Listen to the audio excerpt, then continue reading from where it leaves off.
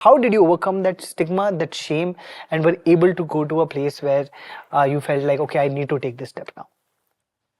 For me, it was driven tremendously from the desire to be the best possible parent that I could.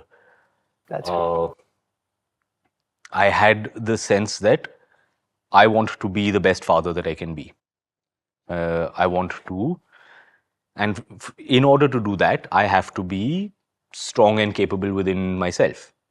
If I'm not strong and I'm not healthy, I cannot be there in all the ways that I want to for my child. I have been an actor for this many years.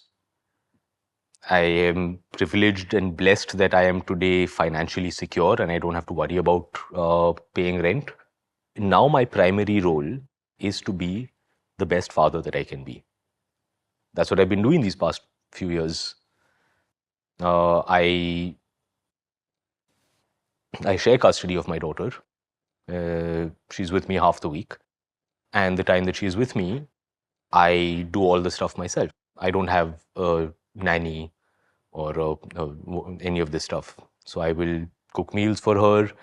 I will get her ready. I will drive her to school myself. I'll pick her up from school myself. I am a fully present, engaged, hands-on parent.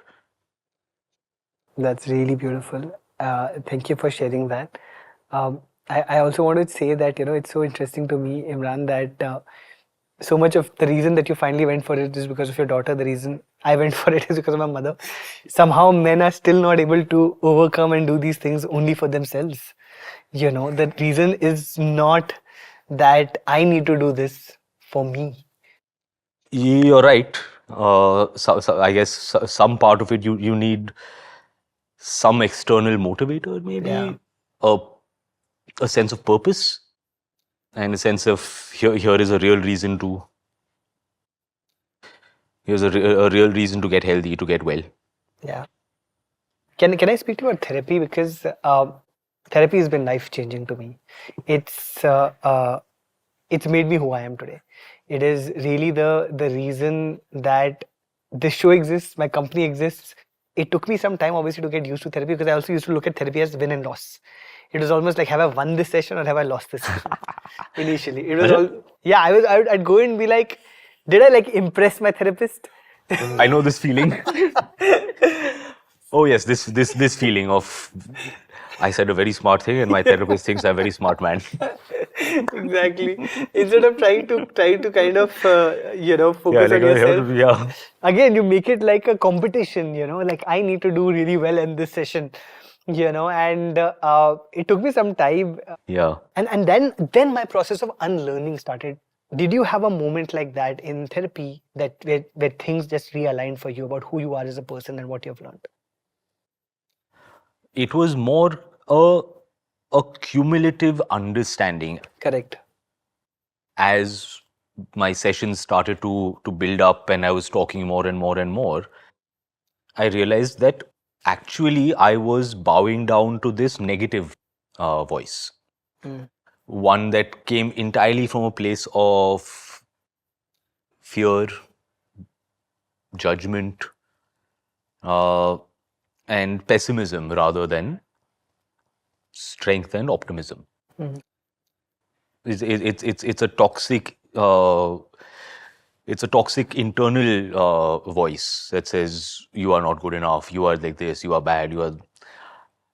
And then the addressing of that and saying you don't have to listen to it, you don't have to follow it, and you don't have to be a slave to it. You can reject that voice and say I disagree with you. Dafa ho jao. Because you've spoken about therapy being a cumulative exercise, right? Not every day is good. It's tough. Therapy is tough because it opens up parts of you which sometimes you struggle with, you push back against, and sometimes it gets much worse before it gets better. In your dark periods, Imran, how what was the motivation for you to carry on? What gave you hope at that time?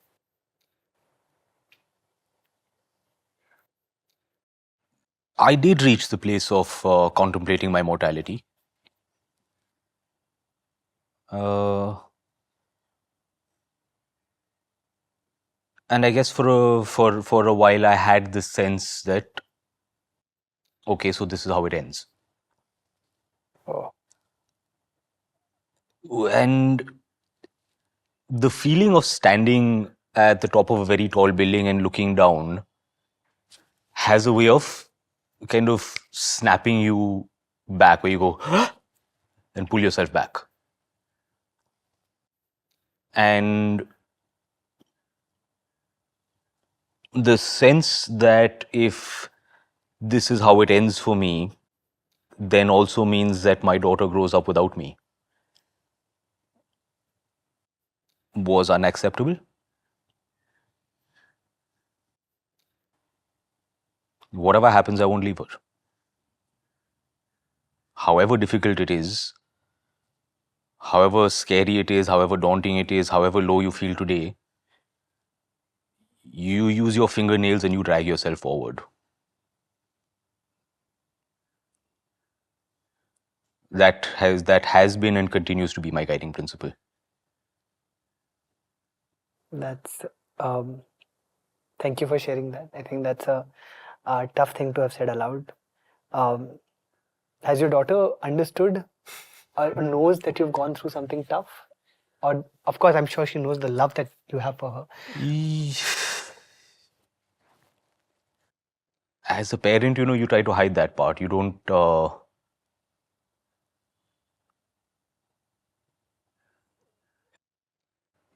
You don't want your child to see you in that state of weakness. So, however scared I was, however weak I was, the days that I couldn't get myself moving, I would still find a way, because I would know that from Thursday afternoon to Sunday afternoon, my child is with me, and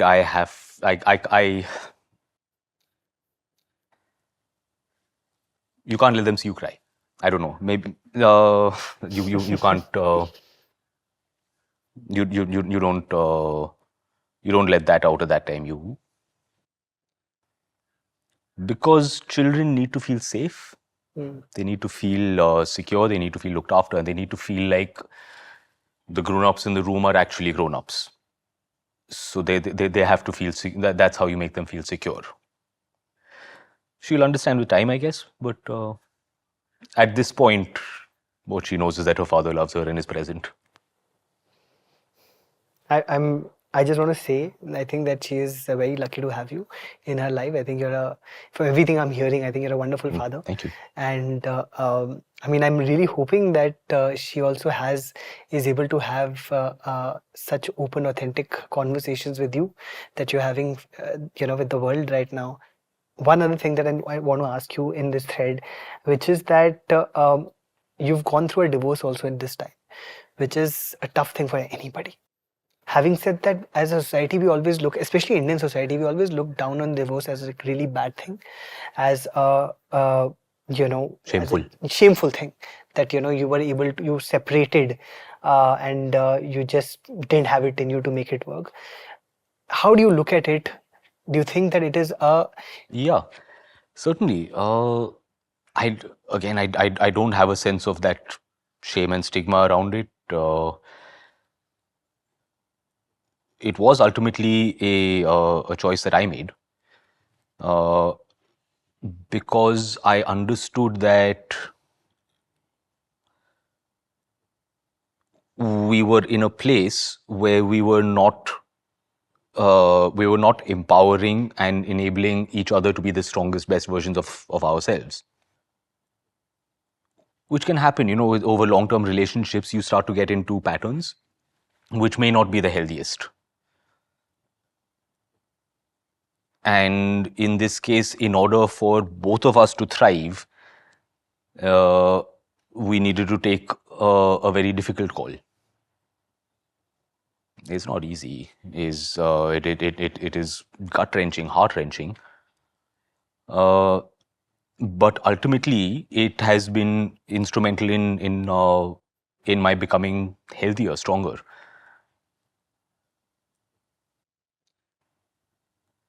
I don't feel that there is anything wrong with people changing the status of their relationships. The idea of two people binding themselves to each other for life without question, without ever the option of alteration or renegotiation. If you're happy, you're healthy, and you're empowering each other, amazing, fantastic. If you are not, then absolutely change the contract. That sounds so healthy. That sounds very progressive. Yeah, that is how I tend to view it. Yeah. So I want to end with love, Imran, because you've also put out posts about how love has helped you heal.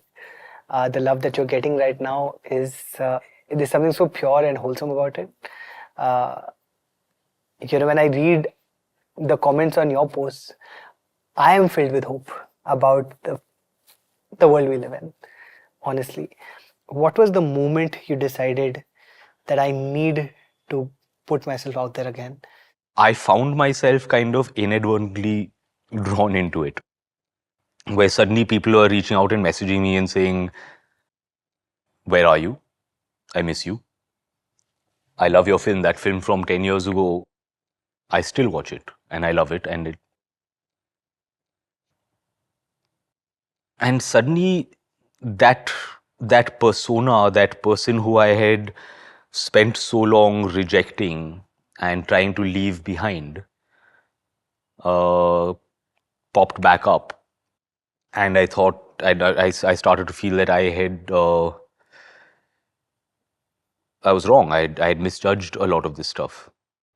Thanks for watching. If you enjoyed the video, don't forget to like, subscribe and share.